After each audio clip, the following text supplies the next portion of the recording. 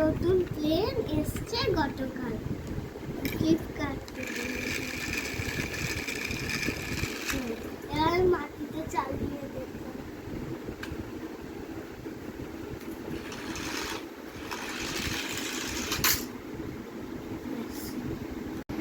এইটা আমার আগের তো ওইখানে আটকে গেছিল বলে ব্যাটারি পড়ে গেছিল।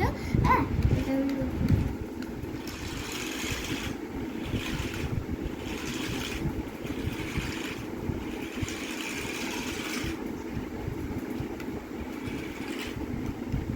রিমোটটা কিরকম করছো দেখাও। এইটা করলে পিছনে, এইটা করলে পিছনে যায়, এইটা করলে পিছনে যায়, আর এইটা করলে সামনে যায়। আচ্ছা।